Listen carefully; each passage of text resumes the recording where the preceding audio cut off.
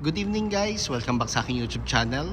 For today's video, check natin ang 2025 Honda Brio 1.2 RS Blacktop CVT Stellar Diamond Pearl. Guys, ito yung top of the line variant ng ating Honda Brio. The same time, ito yung premium color niya.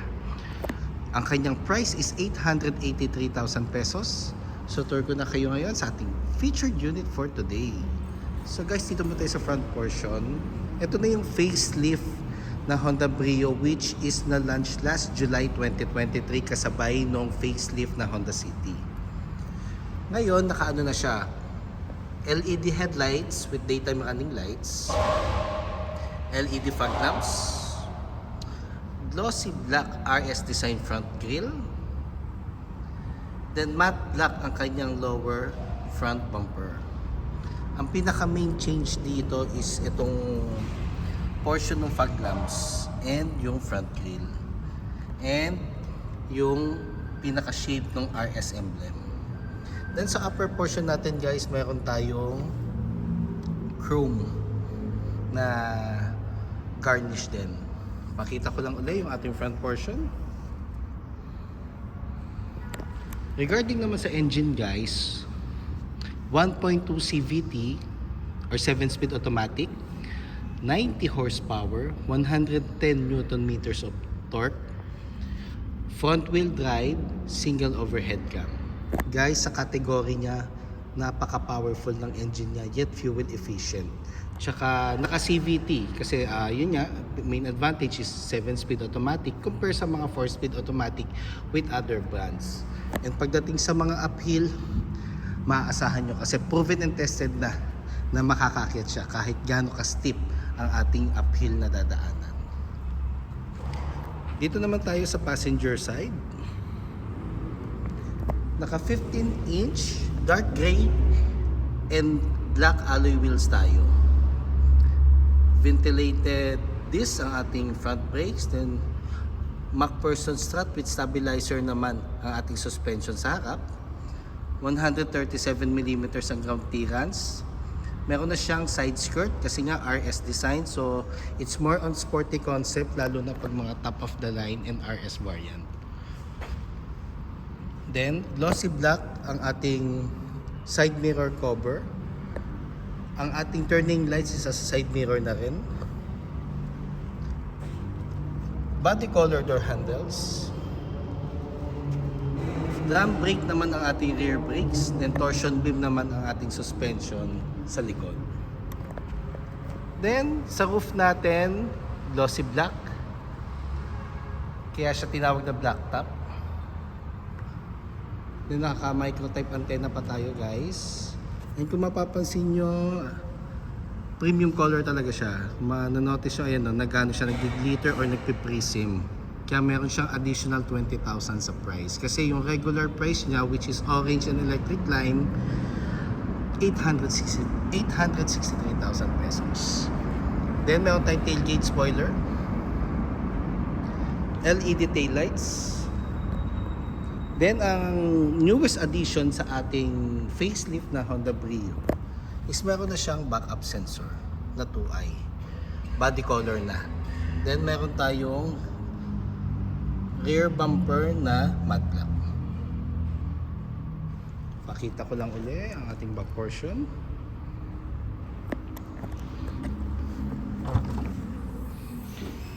Then ito magiging compartment space natin guys. Just in case na 5 passengers ang ating isasakay pag magta-travel. Then nafo-fold naman ang ating second row just in case na 2 passengers lang. Ito ang magiging allotted compartment mo pag 2 passengers or ikaw lang ang magdadrive. Yun nga lang, hindi siya flat. Elevated siya. Then floor mats and tools. Spare tire.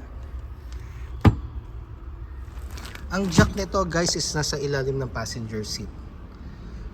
Same with BRV.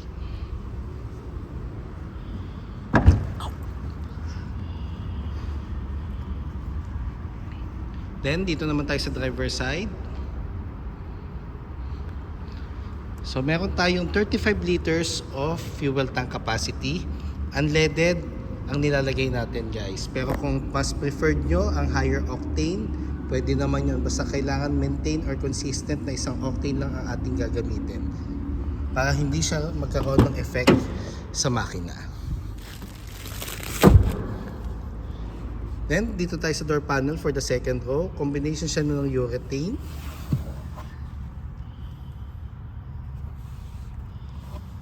Then, adjustable headrest. And fabric pa guys ang ating seats with red stitches. Then, black na rin ang ating ceiling.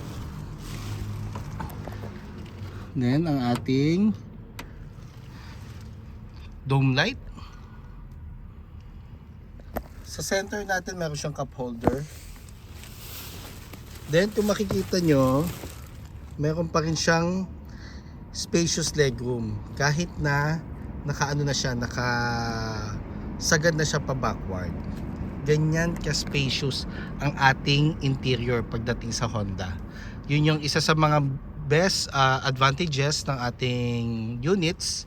The same time yung headroom mataas din. Siyempre yung resale value, then yung image ng ating Honda brand is iba talaga. Pag sinabi mong Honda, talagang ano siya, world class ang kanyang quality. Then keyless entry na rin siya guys. Then dito sa driver seat, dito yung buttons natin. Power folding side mirrors, adjustment ng mirrors. Dito, ito yung knob niya pag gusto mo nang siyang adjust, so left or right. Then central door lock, window lock, and window switches. PSI guide. Then ang ating seats nga pala dito sa driver seat is walang height adjustment. So fix ang ano natin, ang height natin. Pero eventually naman kahit maliit ang magdadrive, kayang-kaya niyang familiarize agad yung sasakyan. Kasi madaling magamay ang Honda lalo na pag din-drive mo siya. Then, bukasan ng hood and gas lid. Then, ang ating steering wheel guys is tilt.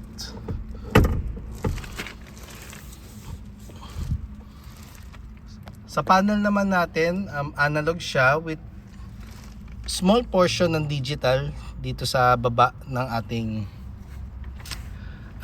tachometer. Then sa ano naman natin is urethane. Ang ating leather pala, sorry guys, leather texture.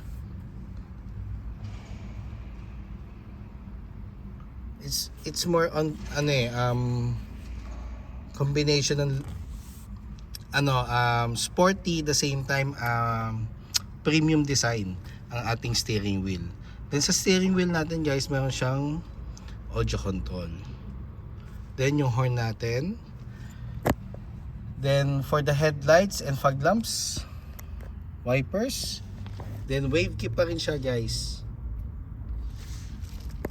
Touchscreen audio unit with Apple CarPlay and Android Auto ready. Via cord pa siya guys. Yun nadagdag din sa ating Honda Brio. Yung previous kasi is wala pang Apple CarPlay and Android Auto ready. Then aircon buttons natin, thermostat, fan, and yung remaining buttons natin. Then meron tayong power outlet dito sa baba, 2 cup holders. Transmission guys, meron tayong park, reverse, neutral, drive, sports mode, and low gear. Handbrake, ating passenger seat. Then sa dashboard guys, before kasi maroon accent lang lahat. Ngayon ang ginawa ni Honda, maroon accent dito sa center aircon vent. Then dito sa may glove box sa taas is glossy black na ang accent.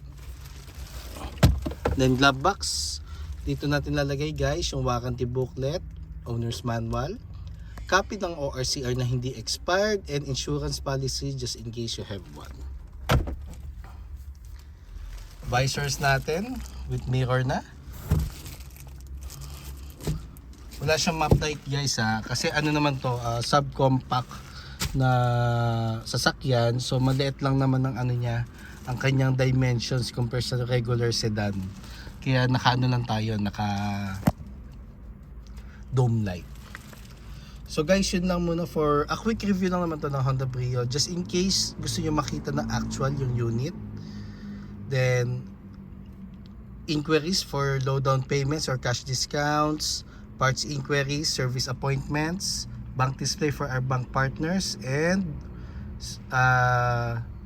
service appointments, feel free to call or text 0906-386-8937 or visit me at 598 EDSA East Grace Park, Caloocan City, and look for me guys, Ross Oliver Cruz, ang inyong friendly sales manager here at Honda Cars Balintawak. Looking forward to meet you here guys and render my services to you. Kindly subscribe na nga rin pala sa aking YouTube channel and pa-follow na rin sa aking Facebook page, Honda Cars Balintawak Best Deals by Ross Oliver Cruz, and aking Facebook, Ross Oliver Cruz.